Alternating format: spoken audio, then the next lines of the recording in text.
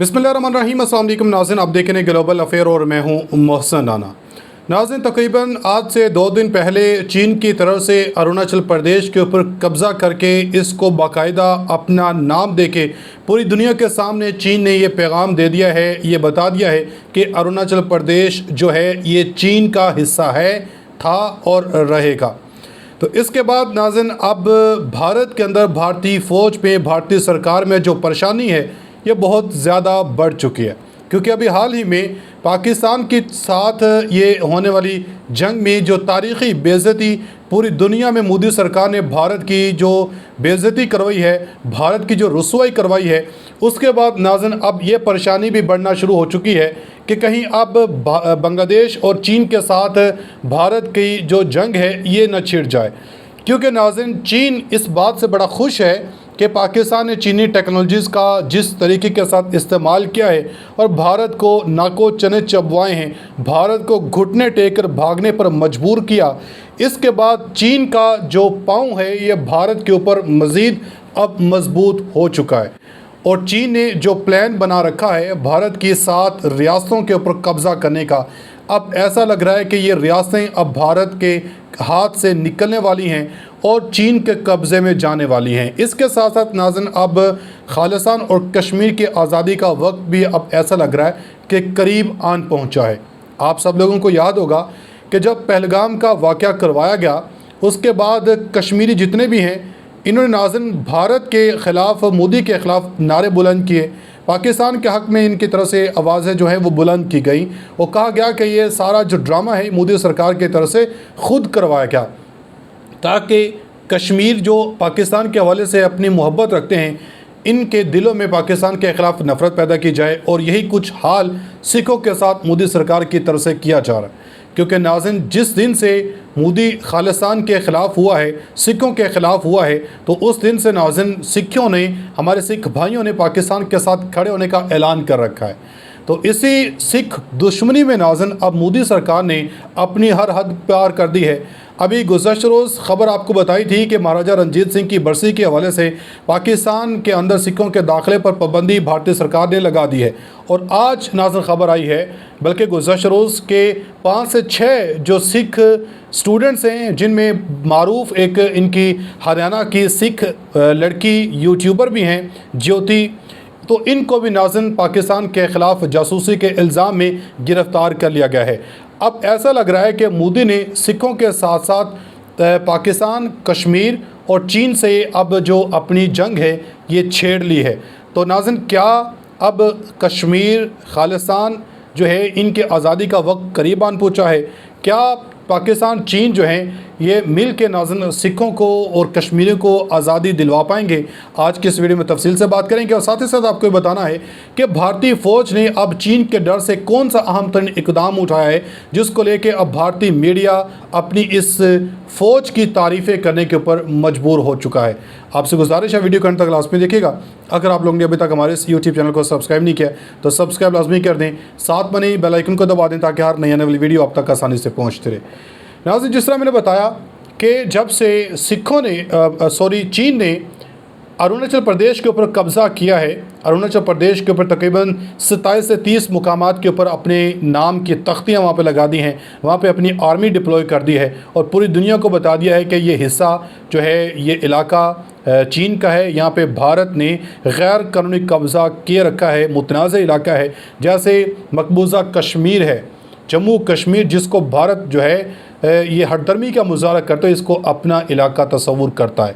अब ऐसा लग रहा है कि सिखों के खालिस्तान के साथ साथ अब कश्मीरियों की आज़ादी का वक्त आन पहुंचा है, क्योंकि नाज़रीन चीन ने पाकिस्तान के साथ मिल के अब भारत को मुकम्मल तौर पे जो घेरने का बाकायदा मंसूबा बना लिया है। तो अब चीन के इस डर से कि कहीं चीन नाज़रीन भारत के साथ रियासतों को जो है अपने कब्ज़े में ना ले ले, या जो चीन सिखों के साथ मिल के खालिस्तान की आज़ादी में किरदार ना अदा कर दे, तब चीन को और बांग्लादेश को जो है घेरने के लिए, इनकी आर्मी के ऊपर हमला करने के लिए नाज़रीन अब भारतीय फ़ौज ने बाकायदा मिलिट्री डील्स का आगाज़ कर दिया है। आप ज़रा ये रिपोर्ट देखें भारतीय मीडिया इसको किस तरह चला रहा है कि हमारी जो फ़ौज है, हमारी जो आर्मी है, ये बाकायदा अब तैयार है। जैसे इन्होंने पाकिस्तान के ऊपर हमला किया, पाकिस्तान के अंदर घुस के हमला किया, पाकिस्तान को नुकसान पहुंचाया, पाकिस्तान से जंग जीती, जबकि पूरी दुनिया जानती है कि जंग कौन हारा है और कौन जीता है। आप ज़रा ये रिपोर्ट देखें इनकी, उसके बाद फिर बात करते हैं। पाकिस्तान में घुसकर हमला करने के बाद भारतीय सेना ने चीन और बांग्लादेश की सीमा पर तगड़ा धमाका कर दिया है। भारतीय सेना टैंक्स, हेलीकॉप्टर, ड्रोन्स और रोबोटिक म्यूल्स के साथ चीन और बांग्लादेश की सीमा के पास चुपचाप ऐसा खेल कर आई है जिसे देखकर आपका सीना गर्व से चौड़ा हो जाएगा। दरअसल पाकिस्तान को मिट्टी में मिलाने के बाद भारतीय सेना ने चीन और बांग्लादेश को आखिरी चेतावनी दी है। भारतीय सेना ने सिक्किम के सिलीगुड़ी कॉरिडोर यानी चिकन्स नेक के पास एक बहुत बड़ा युद्ध अभ्यास किया है। दरअसल चीन और बांग्लादेश काफी समय से खतरनाक चाल चलने की कोशिश में थे, लेकिन भारतीय सेना ने चीन और बांग्लादेश को चेकमेट दे दिया है। भारतीय सेना सिलीगुड़ी कॉरिडोर के पास बिल्कुल लेटेस्ट और घातक स्वदेशी हथियारों के साथ एक बड़ी वॉर एक्सरसाइज करने पहुंच गई, जिसका नाम तीस्ता प्रहार है।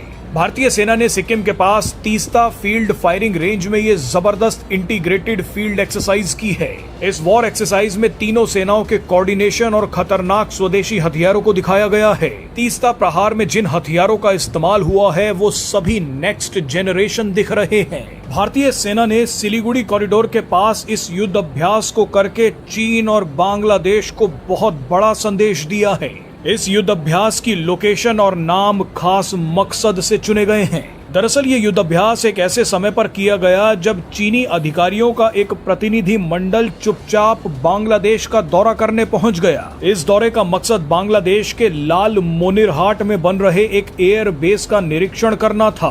बांग्लादेश में बन रहा ये एयर बेस सिलीगुड़ी कॉरिडोर के काफी नजदीक है, इसीलिए भारतीय सेना सिलीगुड़ी कॉरिडोर के पास हथियार लेकर उतर गई। अब आप इस युद्ध अभ्यास के नाम पर भी ध्यान दीजिए, जिसे तीस्ता प्रहार कहा जा रहा है। दरअसल इस युद्ध अभ्यास का नाम तीस्ता नदी पर रखा गया है, जो सिक्किम से शुरू होती है, उसके बाद पश्चिम बंगाल होते हुए बांग्लादेश पहुंचती है। बांग्लादेश काफी समय से तीस्ता नदी पर चीन के साथ मिलकर एक षड्यंत्र रच रहा है। बांग्लादेश में इस वक्त चर्चा है कि भारत ने जिस तरह से पाकिस्तान का पानी रोका है, ठीक ऐसे ही हमारा पानी भी रोका जा सकता है, क्योंकि भारत पाकिस्तान और बांग्लादेश जाने वाले पानी को कंट्रोल करता है। इसी कड़ी में बांग्लादेश के मुंह बोले प्रधानमंत्री मोहम्मद यूनुस तीस्ता नदी पर चीन के साथ मिलकर एक बहुत बड़ा प्रोजेक्ट बनाना चाहते हैं।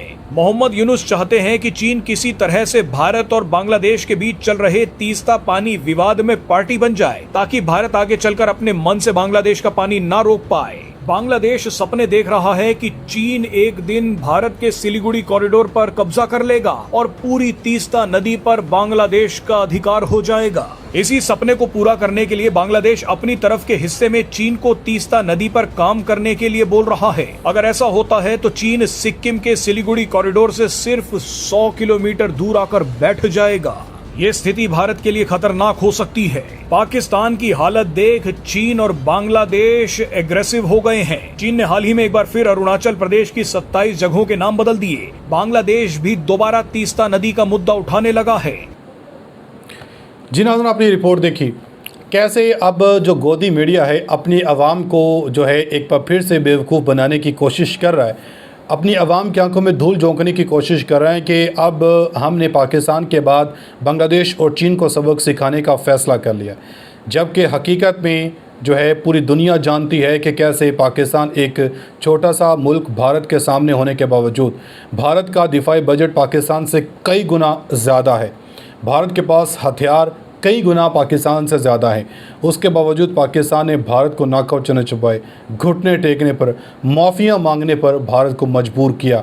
तो यही जो भारत या यही भारतीय फ़ौज अब ये ख्वाब देख रही है कि ये चीन के ऊपर हमला करेगी, वो चीन जो अमेरिका के बाद ख़ुद को दूसरा सुपर पावर डिक्लेयर करता है, और ये भारत इस चीन के साथ पंगा लेके चीन से जंग जीतने की जो ख्वाब है ये देख रहा है। अपनी फीडबैक का इज़हार कमेंट सेक्शन में लाजमी दीजिएगा। मिलेंगे अगली वीडियो में, तब तक के लिए अल्लाह हाफ़िज़।